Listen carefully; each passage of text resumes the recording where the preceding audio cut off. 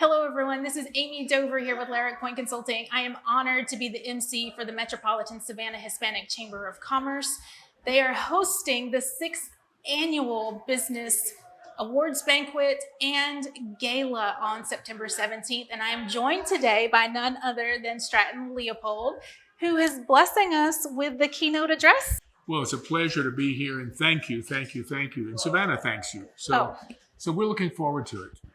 I am thrilled. Now, Leopold's has been a staple here in Savannah for some time, 1919. 103 years. 103 years. That's impressive to a lot of small businesses who will be attending this gala, who are watching this video right now. Tell me a little bit about the journey from your father. He also, like many Hispanics, was an immigrant. Correct. Both my parents were immigrants. In this case, from Greece. But my dad came to this country about age 11 with his older brother. Uncle George was 17, I think. And in many ways, he started assimilating, just became an American to the extent he could. Right. They were fortunate enough to initially meet with a cousin who he went to school, went through high school and all of that, but met with a cousin who started helping them in business. Right. And teaching them ice cream and candies and sweet things like that. And then when the First World War came around, he actually enlisted, even though many of his Greek friends, well, we're Greeks who went back to Greece, he said, no, I'm now an American. Right. And he stayed here, enlisted. He had an accent, but he went to France and fought in the war. Wow. And then when he came back, they opened the business. And it's a function of hard work, of dedication, of dedication to the community, of dedication to yourselves initially, right, and just hard work. I would love to talk about that dedication to community because in conversation with you, we've talked a little bit about what success means and how to build it inside the community that you live in. We happen to be sitting right here in Savannah, Georgia.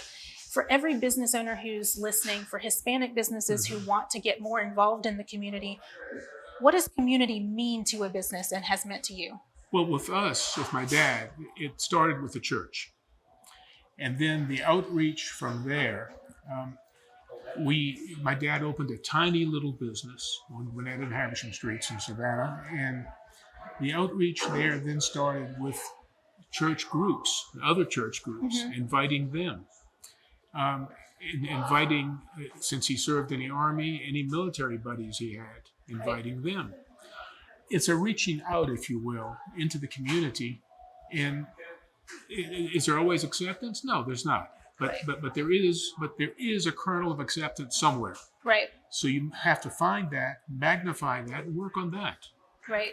I do like that because there are many hurdles in business and in life, but it's just a matter of accepting that one didn't work and where's my next Exactly. one. And I think work ethic, I used to marvel at my dad, how many, even when he was older, how many hours he worked. He was always working. He would take a nap for an hour and go back. That sounds familiar. Yeah. It sounds familiar to many of the business owners listening. And film business too, but I used to marvel at that, and I find myself doing it. Yes. So it's that ethic, that work ethic, that people generally respond to. Right. That they respect that. And my dad just put his head down and kept on going.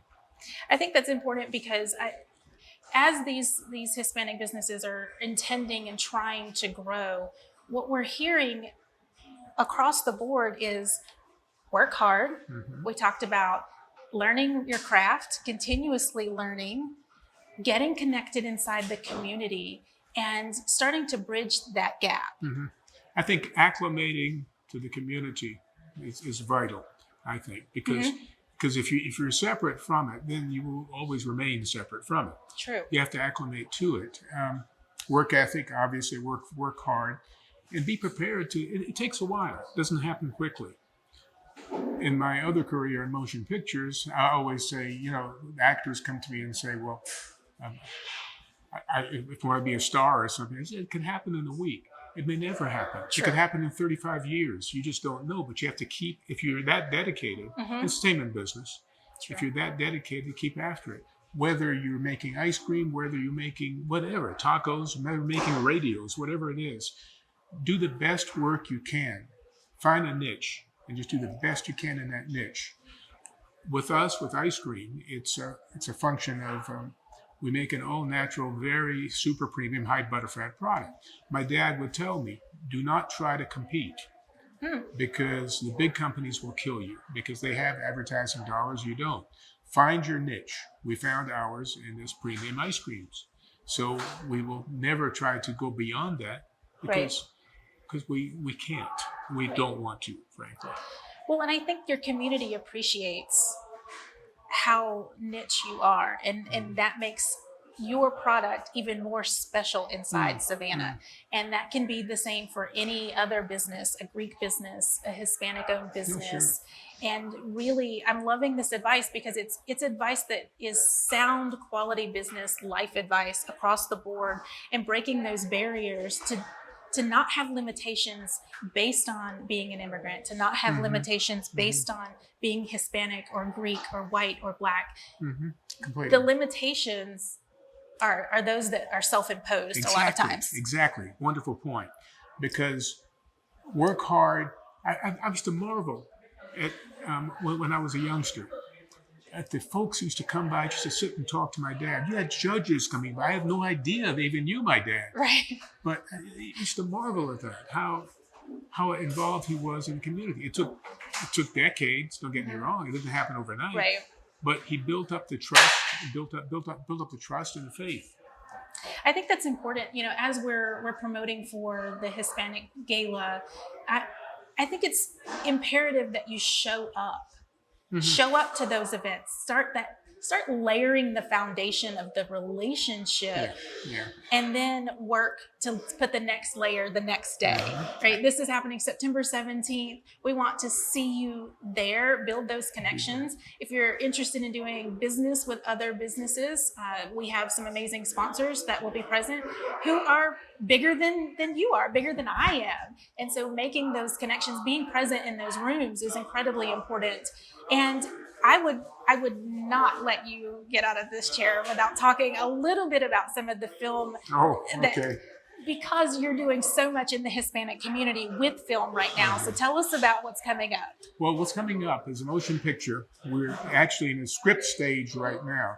Christina Nava, we're talking about doing a script. The book is entitled La Americana. It's a love story, true love story, of Melanie Bowden Simon, who's from Savannah, Melanie Bowden at the time initially, who, when a family tragedy, her mom died, was distraught and ultimately ended up, about 20 years ago, in Havana. Fell in love, and of course back then, still, it's difficult for Americans to get into Cuba. But she managed, love conquers all. So she managed to keep going back. She and Luis were in love. They finally got married. Now they do go back with the children now because his mom is alive. Oh, wow. So it's a wonderful story that, frankly, the country needs and the cultures need. Right.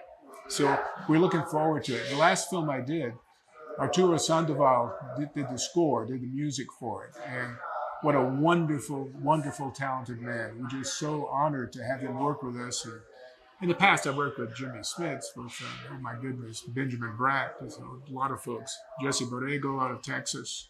But anyway, that's the next film, so we'll keep you posted. Absolutely. We're excited by that. I don't want to give all of the secrets away because you are going to speak on the 17th at the Gala. I appreciate all that you have given. I appreciate the support. I know that the Hispanic Chamber appreciates that support. Your knowledge as a founding member of business here as Leopold's in Savannah, just to share the things that you have built along the way. And they're still true 103 years later. Well, we never change what we do. The product is made, the ice cream is made exactly the same way my dad did. So that'll never change. And in any business too, you establish a niche market, which we did. And I promised my dad I will never try to compete with the large companies, with Edie's or whatever the big companies are these days, because you can't. We have our niche, be happy with it, and service that niche work hard. I love it. That's great advice from Stratton Leopold, who will be joining us at the Gala on September 17th. I hope to see you there. All of you there. All of you there. Thank you so much. Thank you.